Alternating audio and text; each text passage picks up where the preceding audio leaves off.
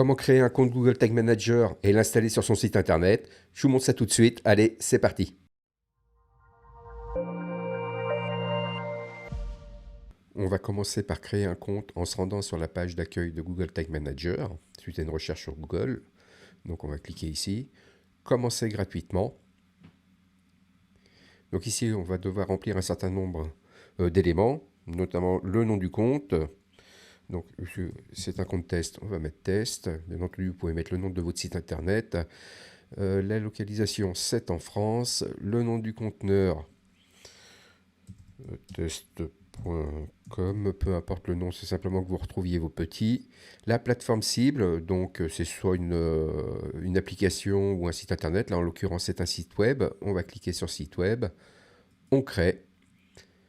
On va valider les conditions générales d'utilisation. J'accepte. Oui. Voilà, l'étape 1 est faite, le compte est créé, c'était aussi simple que cela.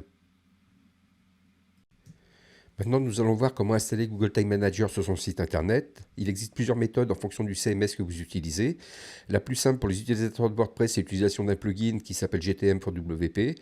Ensuite, nous verrons une méthode pour ceux qui ont accès à la zone Head et la zone Body des pages de leur site. Et nous finirons par les utilisateurs de Webflow. Nous voici donc sur l'administration d'un site WordPress. Donc nous allons aller dans l'onglet Extensions, ajouter une extension. Ici, on va rechercher le plugin GTM for WP. C'est celui-là. On installe. Une fois installé, on l'active. Nous allons aller dans les réglages. Et ici, nous allons renseigner donc l'identifiant Google Tag Manager, qu'on va le retrouver sur le compte qu'on a créé tout à l'heure. Donc là, on est sur l'espace de travail, le workspace du compte qu'on a créé. Donc c'est ce numéro-là qu'il faut venir copier, coller. Si vous n'arrivez pas sur cette page, nous allons aller dans Admin et on le retrouve donc ici. D'accord? Donc on prend, hop, on le copie, on retourne ici. Là, on laisse tout comme c'est. Ici, activer et on va venir coller en pied de page. On enregistre les modifications. Et voilà, Tag Manager est installé sur votre site WordPress.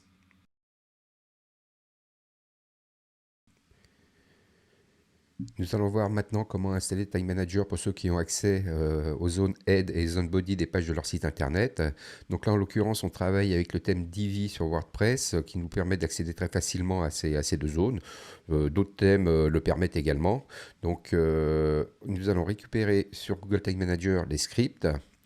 Donc, si vous arrivez ici sur votre espace de travail, il suffit d'aller dans Admin, installer Google Tag Manager. On retrouve les deux scripts qui nous avaient été proposés tout à l'heure lors de la création du compte. On va venir coller le premier script. On retourne sur le tableau de bord. Donc là, option du thème sur Divi, intégration. Et donc là, on est sur la zone Head et la zone Body. Donc là, on va venir coller le premier code. OK. On retourne sur le Tag Manager. Le deuxième script qu'on vient coller ici dans la zone Body. On sauvegarde les éléments et Google Tag Manager est installé sur le site internet.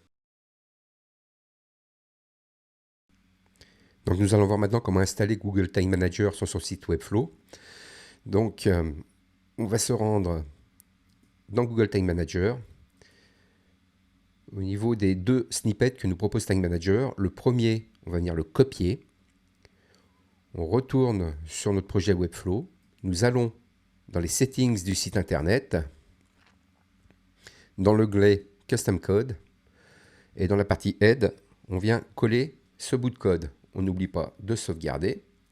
Maintenant, il va falloir venir coller le deuxième extrait de code sur l'ensemble des pages. Donc pour ce faire, on retourne dans le designer. Donc cet extrait de code, va falloir le coller tout en haut du body. Donc on se positionne sur l'élément body. On vient chercher le module d'embed code que l'on trouve ici, on clique. Là, on va venir, on retourne dans Google Tag Manager. Le deuxième extrait, on le copie, on retourne dans Webflow, on le colle, on sauvegarde et on ferme. Et ce qui est très important, c'est que ce bout de code, il faut que ce soit la première chose qu'on le retrouve dans le body. Donc on vient le positionner tout en haut du body. D'accord? Donc ensuite, ce qu'il va falloir faire, c'est copier ce code sur l'ensemble des pages. Donc soit on peut le faire manuellement, mais une bonne pratique consiste à créer ce qu'on appelle un component. Donc on sélectionne l'HTML embed,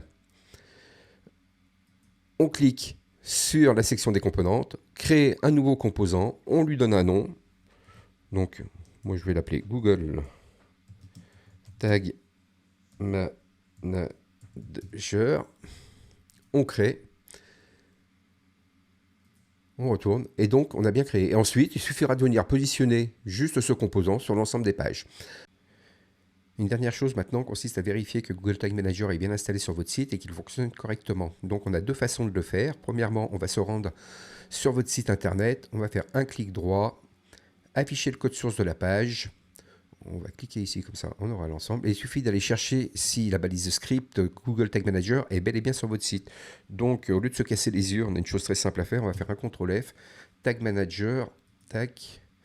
On va écrire Tag Manager. Et là, on revoit, votre navigateur vous renvoie directement sur tout ce qu'il trouve concernant Tag Manager. Et ici, on retrouve bien la balise script Google Tag Manager avec ici l'identifiant du conteneur.